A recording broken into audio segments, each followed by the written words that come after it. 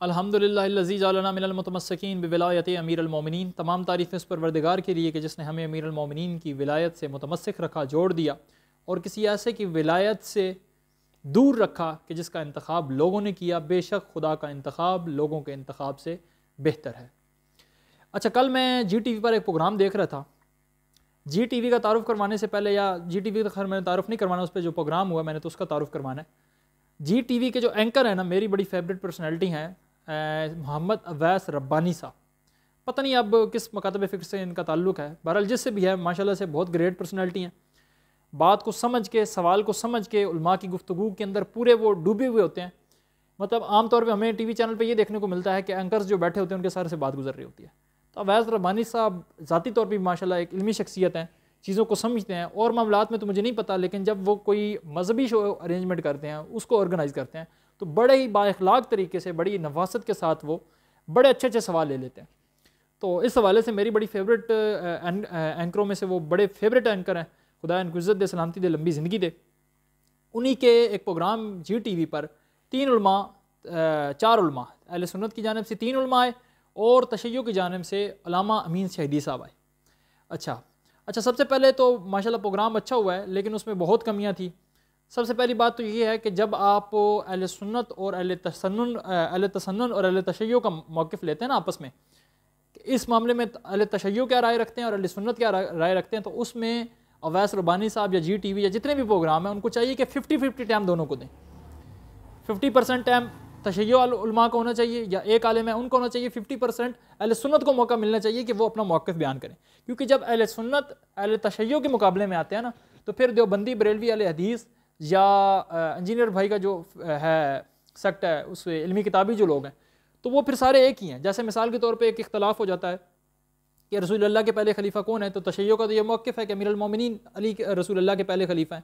تو اس پر تمام اہل سنت جو ہیں وہ ایک طرف آ جائیں گے، اور اہل تشیع اور اہل مدین جو ہیں وہ ایک طرف آ جائیں گے۔ اسی طرح جو یہ قانون پاس ہوا ہے توہین صحابہ کا، جو ہے یہ ایکٹ کے اندر جو ترمیم کی گئی ہیں کہ اہل سنت کے مقدسات کی توہین پر یہ سزا تھی، اب اس کو بڑھا دیا گیا ہے۔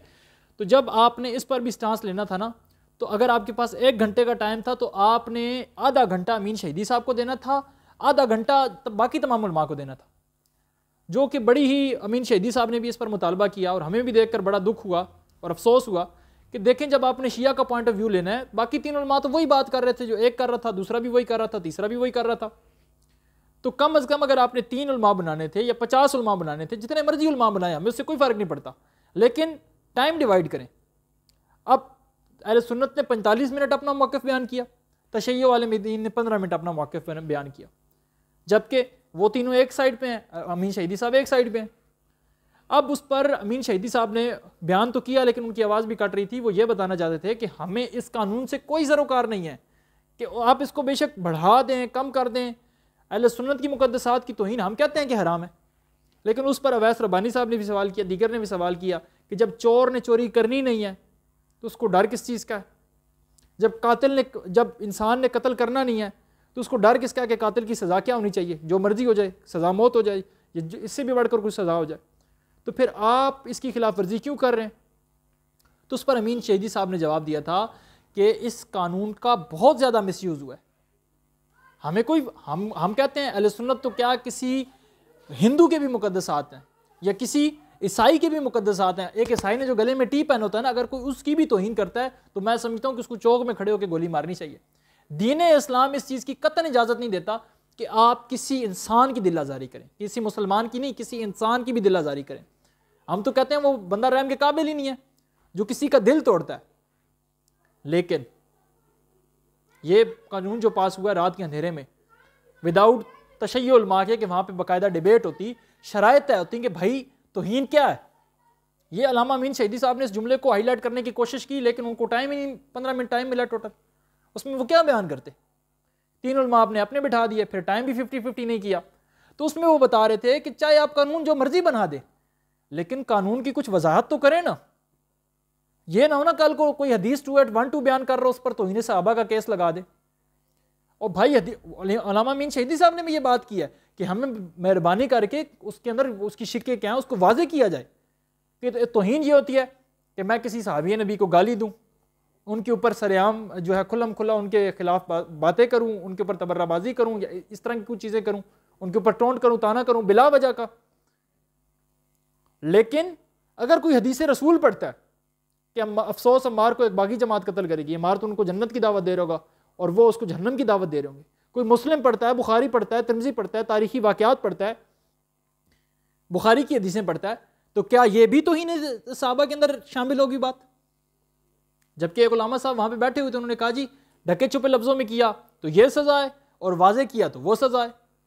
او بھائی اس پر کوئی واضح قانون تو ہونا چاہیے نا کہ کوئی بندہ اگر علمی اختلاف اور توہین میں فرق کریں. آپ یہ نہیں ہے کہ کوئی علمی اختلاف کرتا ہے، بخاری کی حدیث پڑھتا ہے، مسلم کی حدیث پڑھتا ہے، ہمیں تو اس میں کوئی نہیں ہے. بھائی جو بندہ انسانیت کا دل دکھاتا ہے، چاہے وہ سنی ہے، شیعہ ہے، دیوبندی ہے، مسلم ہے، غیر مسلم ہے، عیسائی ہے، کوئی بھی ہے، میں تو کہتا ہوں قرآن کی توہین پر بھی وہی سزا ہونی چاہیے، بائبل کی توہین پر بھی وہی سزا ہونی چاہیے. کسی بھی مذہب کے مقدسات کی توہین پر بالکل سزا ہونی چاہیے، اس پر کوئی گنجائش نہیں ہے انسانیت کے دل آزاری پر.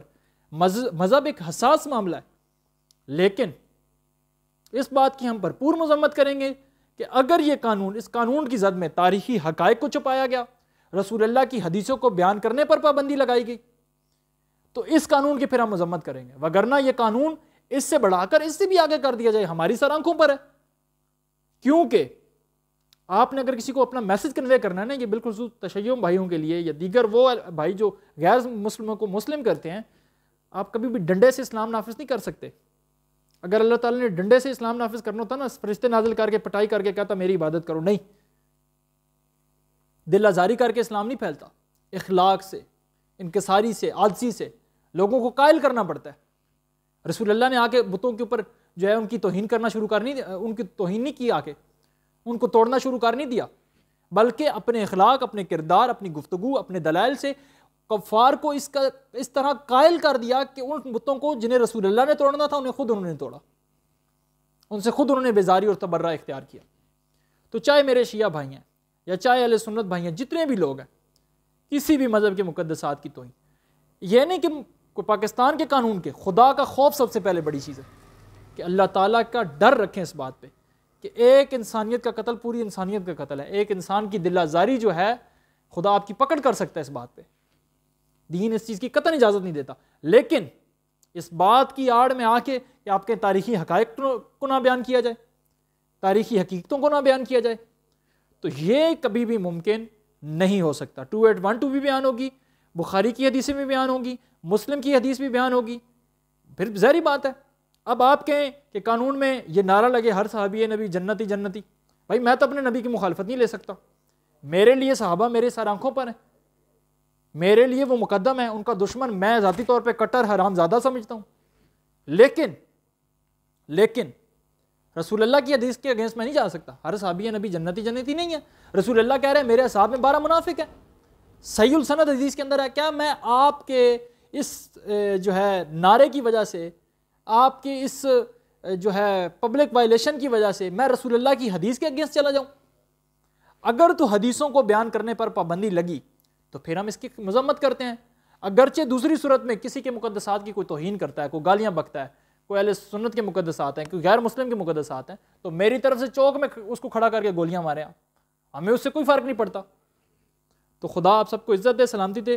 محمد اویس ربانی صاحب سے بھی گزارش ہے کہ تھوڑا سا منصفانہ دیکھیں. جی ٹی وی کے اس کاوش پر بھی ہم بہت زیادہ ان کو اپریشیٹ کرتے ہیں، ان کی بڑی کاوش ہے اس معاملے میں، لیکن پھر بھی مزید اس میں بہتری کی ضرورت ہے کہ جب آپ تشیع اور اہل سنت کا موقف لے رہے ہوتے ہیں تو پھر 50-50 ٹائم دونوں کو دیں. یہ نہیں کہ آپ اہل سنت علماء کا ڈھیر لگا دیں اور ادھر ایک شیعہ عالم دین بٹھا دیں، اس کو 10 منٹ ٹائم دیں، باقیوں کو 50 منٹ ٹائم دیں. یہ تو طریقہ کار بالکل غلط ہے. تو کوشش کریں 50-50 ٹائم ڈیوائز کریں. تشیع کو اصل اس قانون سے مسئلہ کیا ہے؟ اس قانون کے پیچھے کالی راتوں میں یہ جو قانون بنایا گیا ہے نا، چھپایا گیا ہے. اس ٹی وی شو میں وہ کہہ رہے ہیں اس کو چھپایا کیوں گیا؟ اگر معاشرے کی بہتری کے لیے تھا تو اس کو واضح کرتے، سب کے سامنے کرتے، تشیع علماء کو بھی بلاتے. ہاں بھائی تمہارے مراجع کہتے ہیں کہ اہل سنت کے مقدسات کی توہین، ہم یہ قانون بنانے لگے ہیں. کوئی قانون جب بنایا جاتا ہے، اور اس میں اینکر نے یہ بات بڑی مزے کی، وہ اہل سنت عالم دین تھا، اس نے کہا جی اب اس پہ بات ہو سکتی ہے، مزید اس کو دیکھا جا سکتا ہے. تو اویس ربانی صاحب نے کہا، انہوں نے کہا کہ جی پوری دنیا میں تو یہ ہوتا ہے کہ پہلے بات ہوتی ہے پھر قانون بنتا ہے. آپ قانون پہلے بنا رہے ہیں اور بات اس پہ بعد میں کر رہے ہیں۔ بہرحال خدا آپ سب کو عزت دے، سلامتی دے، اور اس پیغام کے ساتھ کہ کبھی بھی جبر سے، ظلم سے یا غصے سے یا کسی کی دل آزاری کر کے، کسی کا دل توڑ کے آپ اس کا اپنا میسج اس تک کنوے نہیں کر سکتے۔ آج کا دن بہت روشن ہے، نہ تو ڈنڈے سے آپ کی بات مانی جا سکتی ہے، نہ تو زور سے، نہ تو زبردستی سے۔ آج کی جو سب سے بڑی طاقت ہے وہ علم اور قلم ہے۔ اگر آپ کے پاس علم ہے، آپ کے پاس دلیل ہے، آپ کے پاس سیٹسفائی جواب ہے، آپ کی بات سنی جائے گی، ادروائز بونگی آپ کے اوپر میمز بنے گی، آپ دنیا کا مذاق بن جائیں گے۔ تو جو بھی میرے بھائیوں بات کرنی ہے دلیل کے ساتھ، منطق کے ساتھ، اور کوشش کریں کہ خدا کی رضا کے لیے جو ہے اپنی تمام گفتگو کو رکھیں۔ خدا آپ سب کو عزت دے، سلامتی دے، اور ہم سب کو اتحاد، محبت اور اتفاق پیدا کرے۔ بہت شکریہ، جزاک اللہ۔